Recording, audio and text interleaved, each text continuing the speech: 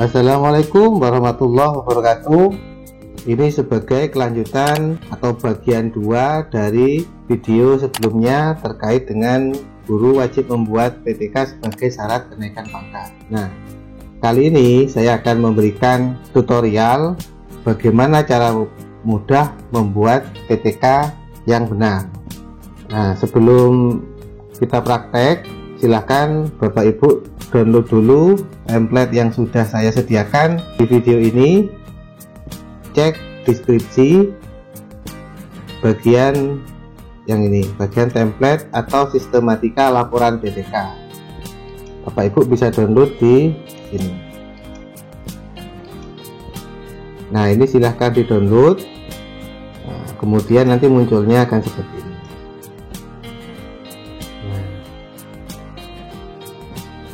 Sebelum kita praktek satu persatu mulai bab 1 sampai terakhir, yang perlu kita tentukan sekarang yaitu membuat judul. Bagaimana membuat judul PTK yang baik?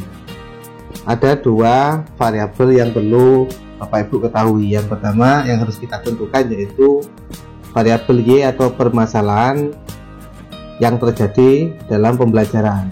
Di antaranya ada rendahnya hasil belajar, rendahnya minat belajar, rendahnya keaktifan belajar, rendahnya kedisiplinan siswa, rendahnya keterampilan berpikir kritis, kemampuan memecahkan masalah, dan lain-lain. Ini masalah yang terjadi dalam pembelajaran sangat banyak sekali. Bapak Ibu bisa menyesuaikan pada kelasnya masing-masing. Misalnya kita temukan masalah yang paling umum nih. Misalnya rendahnya hasil belajar siswa. Berarti kita tulis dulu di sini hasil belajar siswa. Nah, variabel yang pertama ketemu. Nah, kemudian kita mengidentifikasi rendahnya hasil belajar itu disebabkan karena apa? Bisa saja karena strateginya, medianya, sumber belajarnya, penataan kelasnya, inovasi materi, dan seterusnya. Ini Bapak Ibu analisis kenapa akar masalah terjadinya rendahnya hasil belajar. Misalnya pembelajaran selama ini masih monoton dan didominasi oleh guru saja misalnya. Berarti itu strategi pembelajaran yang menyebabkan. Oleh karena itu, alternatif yang harus kita tentukan terkait dengan strategi pembelajaran. Misalnya saran saya terkait dengan strategi pembelajaran ini, silahkan dibaca buku karya Silberman yang berjudul 101 Strategi Pembelajaran Aktif. Itu banyak sekali variasi strategi pembelajaran. Misalnya kita tentukan strategi the power of 2 misalnya. Atau strategi yang lain, silahkan Bapak Ibu sesuaikan dengan kondisi real yang terjadi. Kalau sudah ketemu seperti ini, 2 variabel ini baru kita tentukan kelas berapa. Misalnya kelas 6 atau kelas 7 SMP di SMP A misalnya. Pelajaran PAI misalnya seperti ini. Yang harus muncul dalam judul variabel X, variabel Y, kelas, mata pelajaran, sekolahan, terus semester, ganjil misalnya, kemudian tahun pelajaran. Nah, seperti ini 2020 2021. Nah, komponen judul harus memenuhi beberapa komponen ini. Tinggal menambahkan di sini peningkatan hasil belajar siswa melalui strategi pembelajaran the power of 2 pada siswa. Ini kita hapus mata pelajaran PAI. Lebih fokus lagi boleh tentang sholat berjamaah di SMP semester ganjil tahun pelajaran. Nah, ini sudah jadi judul. Ini cara membuat judul PTK. Nah, saran saya dalam membuat judul ini jangan sampai sama persis dengan judul PTK yang sudah dipublish oleh orang lain. Jadi disesuaikan dengan kondisi real di kelas Bapak Ibu sekalian. Sekarang mari kita praktekkan bagaimana membuat laporan PTK yang mudah. Nah, template yang sudah Bapak Ibu download tadi, kita fokuskan membuat bab 1 sampai bab 5. Nah, kita copy, kita lembar baru, kita buka di lembar baru. Nah, seperti ini. Baru kita tata di sini. Bab 1 pendahuluan. Kita Ctrl E di tengah. Ini Ctrl Shift M. Nah, ya, ke kiri.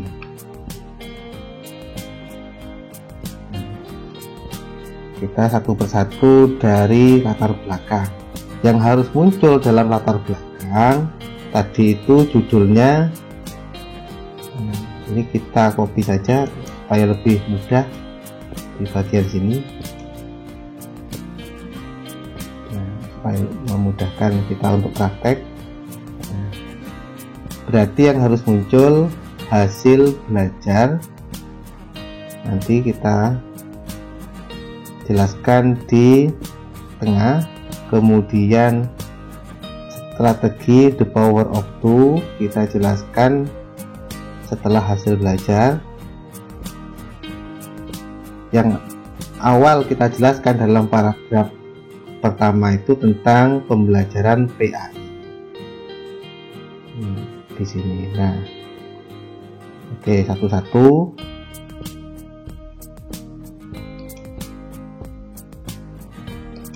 Paragraf 1 dan 2 itu biasanya membicarakan tentang pentingnya pembelajaran PAI.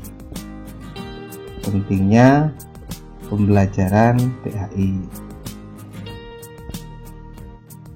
Di dalamnya bisa terkait dengan standar PAI di SMP seperti itu. Kemudian tujuan pembelajaran PAI itu apa? Nah, baru kita menceritakan di sini tentang realita rendahnya hasil belajar di kelas 7 SMP A tadi itu. Ini Bapak Ibu ceritakan sesuai kondisi yang sebenarnya. Kemudian di bawahnya dijelaskan analisis penyebab rendahnya hasil belajar tadi itu.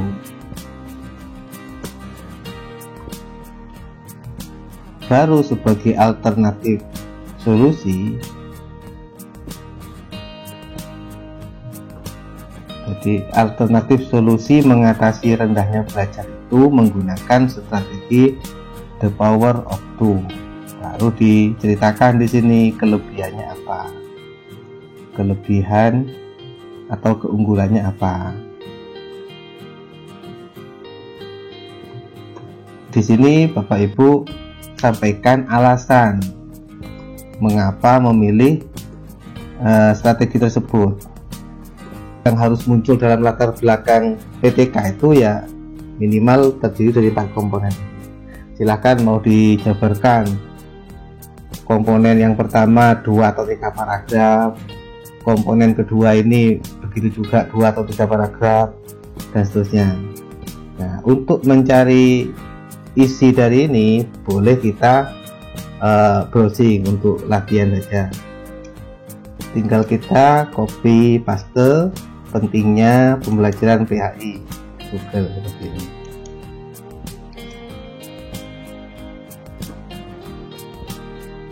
Silahkan mengutip jurnal yang sudah valid, jangan merujuk pada blog yang tidak jelas atau yang rujukannya kurang valid, itu jangan diikuti.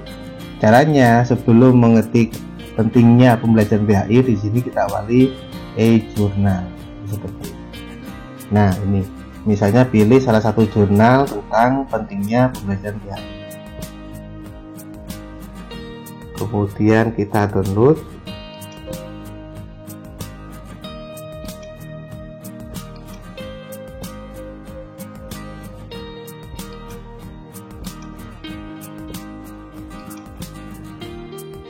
Nah, kemudian ketika sudah kita download seperti ini, kita cari terkait dengan pentingnya pembelajaran PAI tadi.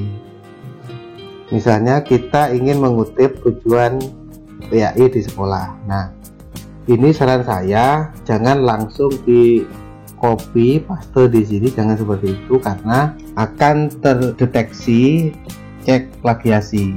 Untuk mengutip, cara mengutip yang baik itu kalimat ini jangan sama dengan kalimat yang Bapak Ibu tulis di laporan PTK-nya Bapak Ibu sekalian. Jadi silahkan ditulis dengan makna yang sama, tapi dengan kalimat yang berbeda. Misalnya di sini, pendidikan agama memiliki karakteristik tersendiri yang berbeda dengan mata pelajaran lainnya. Nah, ini bisa ditulis misalnya keunikan pendidikan agama Islam, atau pendidikan agama Islam memiliki kekhasan dibanding dengan mata pelajaran lain, misalnya seperti ini. Nah, kemudian pendidikan agama Islam misalnya memiliki karakteristik sebagai berikut. Nah, ini silahkan dideskripsikan tapi dengan kalimat yang berbeda, atau kita copy seperti ini, kita pastekan di sini. Nah, tapi jangan langsung begitu saja. Nah, ini kita merahi supaya lebih mudah. Baru ini kita parafrase menggunakan kalimat yang berbeda. Mata pelajaran PAI memiliki, kita ganti mempunyai karakteristik tersendiri. Ini misalnya kita ganti keunikan dan ciri khas, misalnya seperti ini, dibanding dengan mata pelajaran lain, dibanding dengan mata pelajaran lain, misalnya seperti ini. Kalimat ini sudah tidak terdeteksi oleh aplikasi cek plagiasi karena berbeda kalimatnya. Begitu juga seterusnya. Kemudian kutipan ini jangan lupa juga kita sertakan atau kita pindah di awal, misalnya seperti ini. Menurut Muhaimin, lalu kita ini menggunakan kutipan innote ya. Ada juga kutipan footnote. Ini kita membuat ala kadarnya saja sebagai latihan secara manual. Insyaallah pada kesempatan lain saya akan memberikan bagaimana cara mengutip secara otomatis. Ini kita hanya latihan membuat kutipan secara manual saja. Kita hitamkan dulu. Nah, mengutipnya tidak Muhaimin saja. Jadi seperti ini, Muhaimin 2006 dalam, ini karya siapa? Kita cek ya, Sukdadah, dalam Sukdadah tahun berapa? Kita cek 2014 ini ya. Kemudian halaman berapa? Kita cek tadi itu yang kita kutip pada halaman 157. Nah, 157. Jadi seperti ini cara mengutipnya. Nah, di daftar pustaka nanti dijelaskan nama penulis, tahun, kemudian judul, dalam jurnal apa ini, pol berapa, nomor, kemudian tahun, halaman. Itu penulisan daftar pustaka dalam mengutip jurnal. Nah, begitu seterusnya cara mengutip yang benar. Kemudian setelah itu dideskripsikan 1 atau 2 halaman, kita menjelaskan realita rendahnya hasil belajar di kelas. Ini Bapak Ibu menceritakan kondisi yang sebenarnya. Tadi itu kondisi pembelajaran PAI yang ideal seperti ini. Nah, ini kita awali biasanya dengan kata namun realita di lapangan atau namun berdasarkan observasi awal ditemukan rendahnya hasil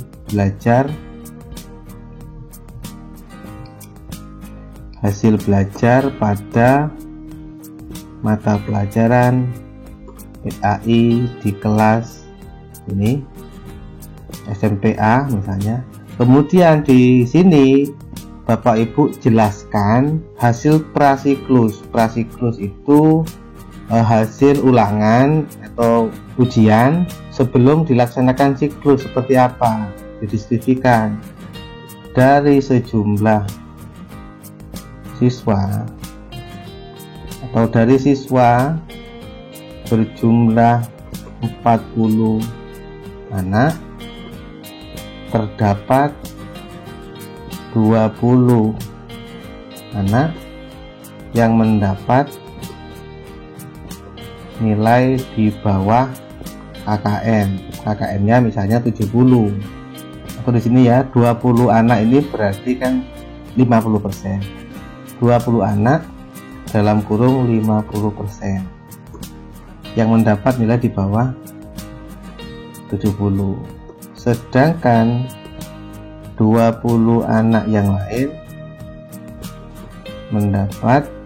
telah mendapat atau memperoleh nilai di atas KKM. Dikatakan berhasil itu kan jika yang tuntas lebih dari 85%. Sedangkan hasil prasiklus ini hanya mencapai 50%. Jadi gitu. Oleh karena itu, berarti kan kategori pembelajaran itu belum tuntas secara klasikal. Itu dijelaskan di sini seperti apa. Kemudian paragraf selanjutnya menjelaskan analisis penyebab rendahnya hasil belajar itu. Rendahnya hasil belajar itu disebabkan karena apa? Itu Bapak Ibu jelaskan secara detail di sini, bisa dideskripsikan satu dari aspek guru seperti apa, dari aspek strateginya seperti apa, dari medianya seperti apa, dijelaskan di bagian ini. Kemudian di bagian akhir, oleh karena itu penulis atau peneliti memilih salah satu strategi untuk mengatasi masalah tersebut, yaitu melalui strategi the power of two. Baru di sini Bapak Ibu jelaskan kelebihannya apa, keunggulannya apa. Kenapa kok strategi ini dipilih? Ini juga bisa di browsing seperti tadi, misalnya kita ketik saja di sini kelebihan strategi the power of two, misalnya seperti ini. Kita cari di sini, ini banyak ini. Nah, secara umum strategi mempunyai pengertian. Nah, ini kelebihannya apa? Baru kita download.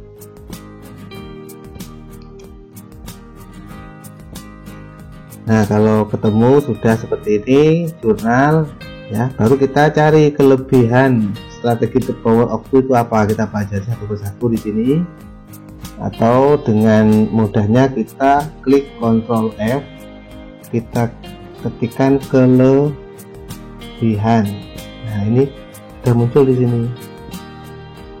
Kelebihan dari penerapan the power of two sebagai berikut.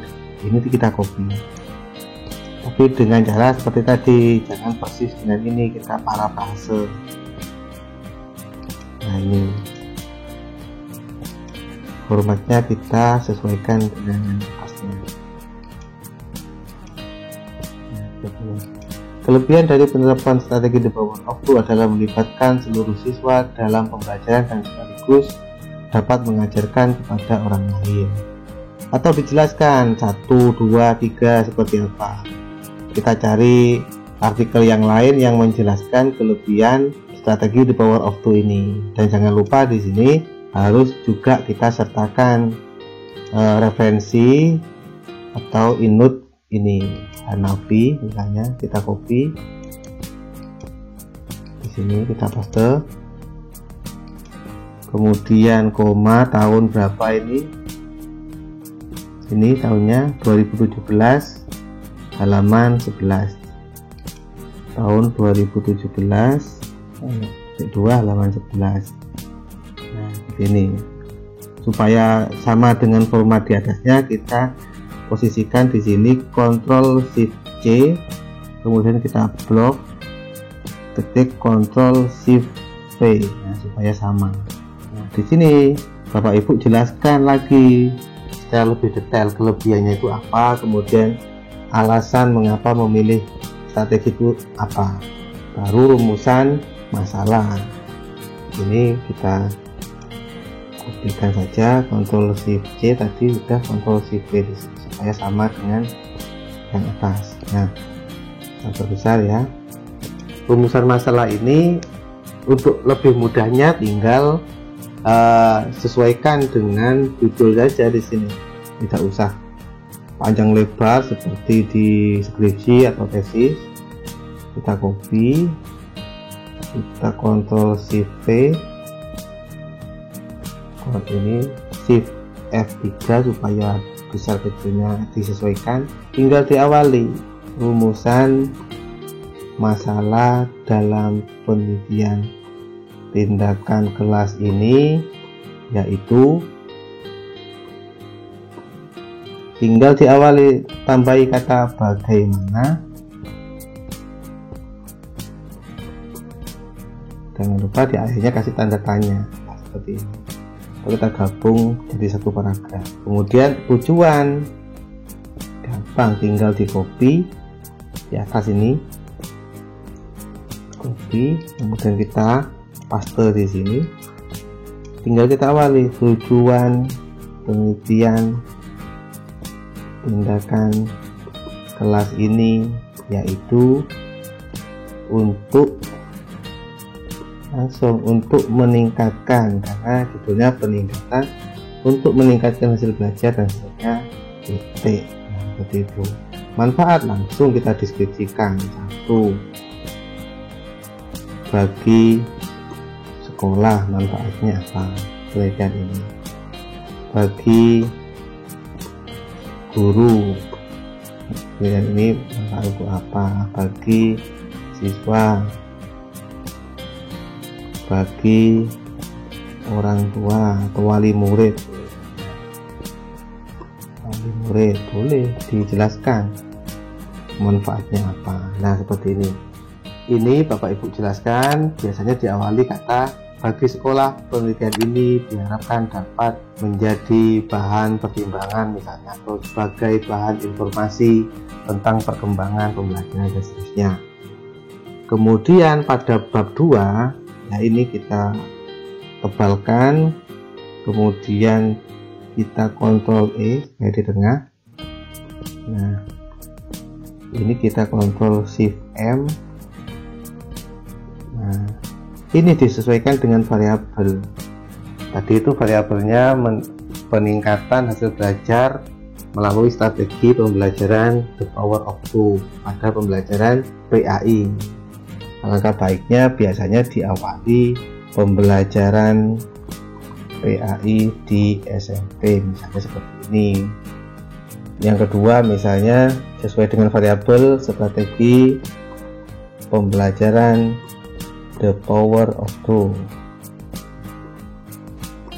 Yang ketiga berarti tentang hasil belajar PAI seperti ini. Berarti ada 3 variabel atau 3 kajian pustaka yang harus dijelaskan.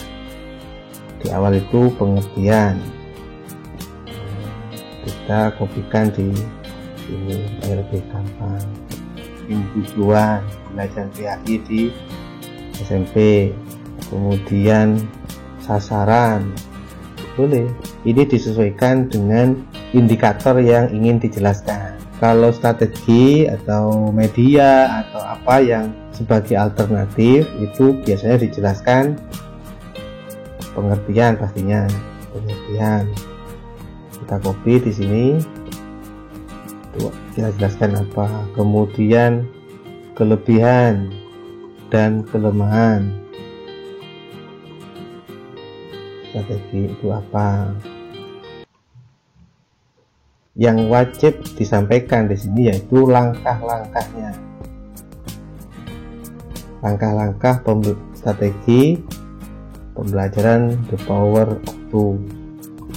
Supaya apa? Supaya jelas nanti pelaksanaan tindakan pada siklus 1 dan 2 itu seperti apa. Baru di sini hasil belajar itu dijelaskan. Teorinya apa? Biasanya pengertian hasil belajar, kemudian aspek hasil belajar PAI. Aspek ini kan bisa menggunakan KTSP, kognitif, psikomotorik, afektif, atau seperti itu boleh, atau menggunakan K13 dijelaskan KI aspeknya. KI1 itu spiritual, KI2 itu sosial, KI3 itu psikomotorik, KI4 itu kognitif atau pengetahuan boleh. Di sini juga ditambahin misalnya mekanisme penilaian hasil belajar boleh ditambahin, atau ditambah juga faktor yang mempengaruhi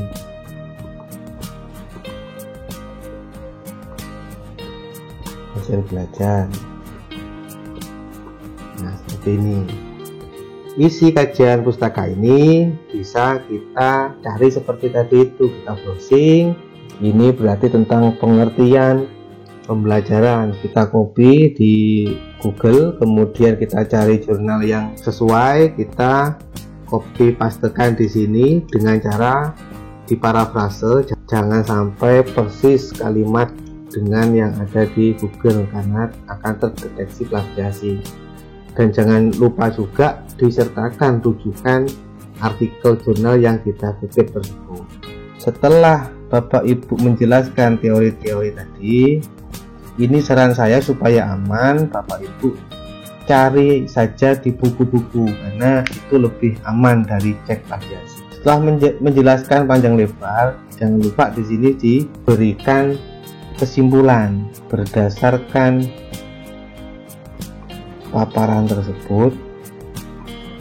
Dapat disimpulkan bahwa berarti karena pengertian berarti ya bahwa pembelajaran PAI di SMP adalah jelaskan. Ini menurut Bapak Ibu sekalian berdasarkan hasil analisis teori-teori yang sudah disampaikan di sini. Begitu juga di tujuan di bawah juga dijelaskan kesimpulannya apa. Begitu juga ada kajian pustaka yang lain.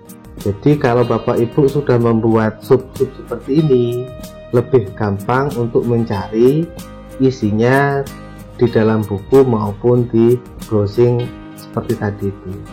Kemudian di bab 3 kita enter, kita tebalkan, kita tengahkan seperti ini. Bab 3 ini berisi metode penelitian. Desain penelitian ini biasanya menggunakan pendekatan atau metode action research. Pada dasarnya semua penelitian tindakan kelas, penelitian tindakan sekolah maupun penelitian tindakan BK itu menggunakan desain penelitian atau metode penelitian yang sama. Ya, jelaskan aja. Penelitian ini menggunakan metode action research. dalam kurung penelitian tindakan. Baru Bapak Ibu jelaskan seperti apa penelitian tindakan. Yang secara umum ada 4 langkah yang perlu dijelaskan di sini. Perencanaan, pelaksanaan, observasi, kemudian refleksi. Secara umum penelitian tindakan kelas itu meliputi langkah-langkah ini. Nanti Bapak Ibu jelaskan di sini langkah-langkahnya seperti apa, perencanaan yang diterapkan seperti apa, pelaksanaannya seperti apa, observasinya, kemudian refleksinya. Nah, kemudian subjek, tempat, dan waktu ini Bapak Ibu jelaskan. Subjek penelitian ini adalah sasaran. Sasarannya berarti tadi siswa kelas 7 pada pembelajaran PAI tentang materinya apa tadi dijelaskan. Sholat berjamaah. Ini jelaskan. Kemudian tempatnya, tempat atau lokasi penelitian ini di SMP A. Tepatnya, alamatnya di mana? Tepatnya di jalan apa? Dijelaskan. Kemudian waktu, kita enter. Waktu penelitian ini dilaksanakan, diberi rentang waktu saja, misalnya dilaksanakan siklus 1 antara pada tanggal gitu aja, pada tanggal sekian sampai sekian, misalnya Agustus 2020. Sedangkan siklus 2 pada tanggal misalnya 7 sampai 12 Agustus 2020. Ini dijelaskan seperti apa atau disesuaikan dengan jadwal Bapak Ibu mengajar. Ditambah juga pihak-pihak yang membantu siapa saja. Pihak yang membantu dalam penelitian ini diantaranya pastinya kalau guru ya kepala sekolah. Kepala sekolah sebagai supervisor dan teman sejawat, biasanya sesama guru.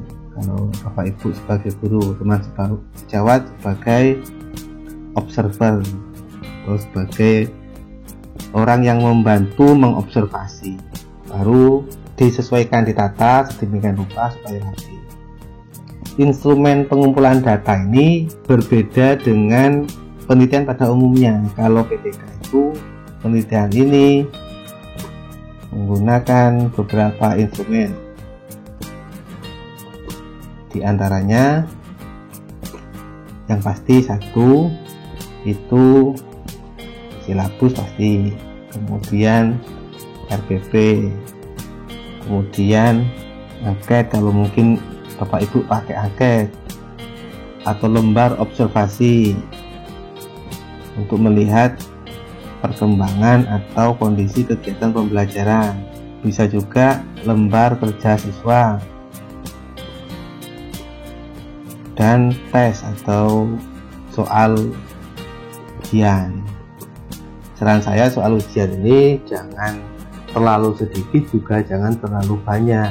Untuk mengukur itu minimal 10 soal, karena nanti nilainya yang akan dilaporkan pada bab 4 10 soal berarti rentang 10, 0, 10, 20, 30 dan seterusnya. Tapi alangkah baiknya untuk melihat ini, saran saya kalau isian pendek itu 20 soal, lebih-lebih menggunakan soal formatif bisa 50 soal. Kalau 50 soal berarti tesnya di waktu tersendiri. Kalau hanya 20 soal setelah pembelajaran siklus 1, Bapak Ibu bisa langsung memberikan soal ujian tes siklus 1 di akhir pembelajaran. Kemudian teknik analisis pastinya juga tidak sama dengan penelitian pada umumnya. Kalau PTK menggunakan statistik sederhana. Nah, nanti terkait dengan ini saya berikan contoh langsung seperti apa statistik sederhana itu yang digunakan dalam PTK. Baru setelah itu sudah inti dari laporan penelitian PTK itu ya di bab 4 ini. Kita tata dulu. Di bab 4 ini Bapak Ibu mendeskripsikan hasil penelitian selama siklus 1, 2, kalau mungkin ada 3 ya disampaikan siklus 3. Isinya itu sama dengan yang ada di bab 3 ini tadi, perencanaan, pelaksanaan, refleksi. Ini kita copy saja, kita pindah ke siklus 1 ini.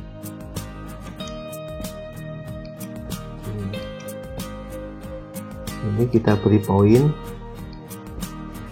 bermudahnya seperti ini. Perencanaan, Bapak Ibu di sini menjelaskan perencanaan apa saja yang disiapkan dalam penerapan tindakan siklus 1. Berarti yang direncanakan sesuai instrumen tadi, misalnya RPP nya seperti apa, lebih detailnya dilihat di lampiran. Soalnya sejumlah berapa soal, tentang materi apa dijelaskan di sini. Kemudian pelaksanaan ini yang isinya paling banyak. Di pelaksanaan ini Bapak Ibu ceritakan atau deskripsikan dilaksanakan pada tanggal berapa, kemudian yang harus muncul di sini waktu kapan, kemudian tempat kalau mungkin tempat juga, dan langkah-langkahnya yang sudah dilaksanakan pada siklus 1 itu apa. Ini Bapak Ibu bisa merujuk kepada teori tadi, berarti langkah-langkah pembelajaran menggunakan the power of 2 bisa dikopikan yang diterapkan pada siklus 1. Kemudian hasil belajar siklus 1 ini yang paling penting. Hasil belajar siklus 1 di sini Bapak Ibu jelaskan atau paparkan berupa tabel atau grafik atau deskriptif yang mencerminkan hasil belajar pada siklus 1. Saran saya untuk mempermudah, deskripsikan dalam bentuk tabel. Nanti di akhir saya berikan contoh seperti apa tabel hasil belajar siklus 1 itu. Kemudian observasi ini boleh disendirikan, tapi untuk mempermudah Bapak Ibu digabung saja dalam pelaksanaan garis miring observasi seperti ini. Kemudian terakhir diakhiri refleksi. Refleksi itu Bapak Ibu menceritakan kelebihan pembelajaran pada siklus 1 itu apa.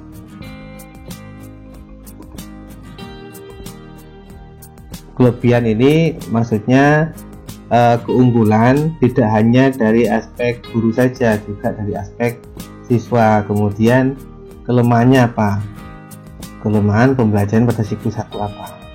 Diakhiri kemudian revisi. Nah, revisi inilah yang nanti akan diterapkan pada siklus 2. Dari kelemahan ini misalnya guru kurang maksimal dalam menerapkan strategi, atau misalnya suara guru terlalu rendah dan seterusnya, sesuai dengan kondisi real yang Bapak Ibu laksanakan. Baru di sini direvisi perbaikannya apa untuk siklus 2. Baru di siklus 2 dijelaskan sama seperti ini penjabarannya, tapi hanya berbeda pada hasil belajarnya, rekap hasil belajarnya di sini. Nah, nanti disesuaikan. Begitu juga di refleksi. Nah, kalau masih ada revisi, dikatakan siklus itu berhenti jika hasil belajarnya secara klasik minimal 85%. Misalnya KKM-nya Bapak Ibu menentukan 70, misalnya siswa jumlahnya ada 40 siswa, berarti harus 80% minimal yang mendapatkan nilai 70, baru siklus ini bisa dihentikan atau dikategorikan tuntas secara klasikal. Nah, tapi kalau di siklus 2 ini belum mencapai 85, misalnya masih 70%, maka belum kategori tuntas, berarti harus dilanjutkan pada siklus ketiga. Begitu juga seterusnya. Nah, kemudian di pembahasan ini Bapak Ibu ceritakan apa peningkatan dari siklus 1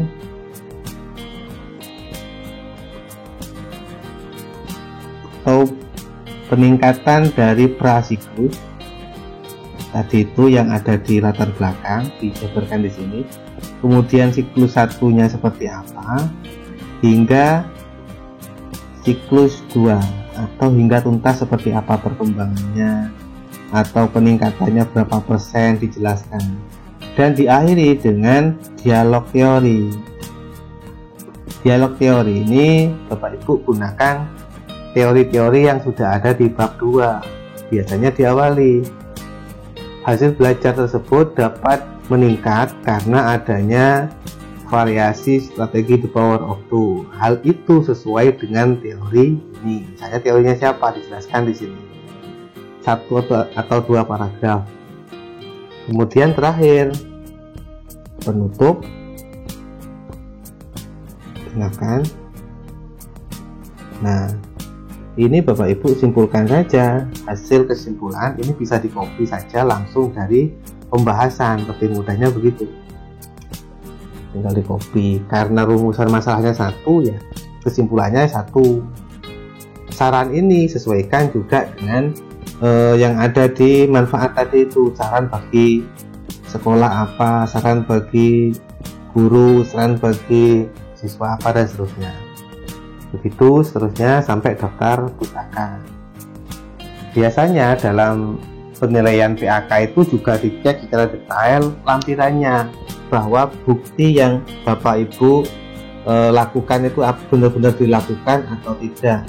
Itu untuk mengeceknya biasanya lampirannya detail atau tidak. Lampiran itu tadi itu ya, di template ada lah ini tolong Bapak Ibu lampirkan betul bukti-bukti bahwa telah melakukan penelitian tindakan kelas. Ini sangat rawan sekali, sebagaimana saya lihat dari hasil revisi guru yang sudah mengajukan PAK. Biasanya dikomentari di sini, lampiran belum jelas, surat penelitian tidak ada, dokumen foto tidak ada. Ini yang paling rawan. Yang paling rawan juga biasanya itu judul, kesamaan judul, karena penilai PAK itu sudah punya aplikasi yang sudah tersinkron dengan data-data PTK yang pernah diajukan. Nah, jadi saran saya tolong benar-benar dibuat sesuai kondisi nyata dan tidak copy paste atau plagiasi dari penelitian yang sudah ada. Oleh karena itu, lebih detailnya saya beri contoh ratusan PTK yang bisa Bapak Ibu buat perbandingan. Nah, silahkan diketik di sini klinik PTK IAIN Jember.blogspot.com. Ini blog pribadi saya yang di dalamnya banyak contoh-contoh PTK. Kemudian ada juga format PTK yang dari dinas itu seperti apa dan dari Kemenak seperti apa. Misalnya klik lainnya di sini, Bapak Ibu bisa lihat, dan ini bisa di download langsung. Ini kumpulan materi tentang pedoman penyusunan PTK. Kemudian yang di bawahnya ini ada contoh laporan PTK versi Dinas Pendidikan. Nah, seperti ini. Ini bisa Bapak Ibu download, caranya diklik ini. Nah, ini isinya lengkap mulai awal sampai akhir, bisa di-download dengan cara klik ini, download. Atau yang guru madrasah, formatnya seperti ini, contoh laporan PTK versi Kemenak. Nah, ini format dari PTK bagi guru-guru madrasah yang dinaungi oleh Kemenak. Bisa di-download juga. atau PTK yang sudah jadi karya, misalnya ini karya kelas A1, bisa Bapak Ibu buat sebagai perbandingan dalam menyusun PTK. Di sini judulnya juga sama sekali tidak ada judul yang sama, jadi bisa dibuat referensi, misalnya di sini menggunakan talking stick. Ini memang dibuat oleh mahasiswa saya pada mata kuliah penelitian tindakan kelas, tapi juga bisa dibuat sebagai rujukan Bapak Ibu sekalian. Mungkin cukup sekian dari saya. Terima kasih. Mohon maaf apabila ada kata dan hasil yang kurang berkenan. Semoga bermanfaat. Saya Ari. Assalamualaikum warahmatullahi wabarakatuh.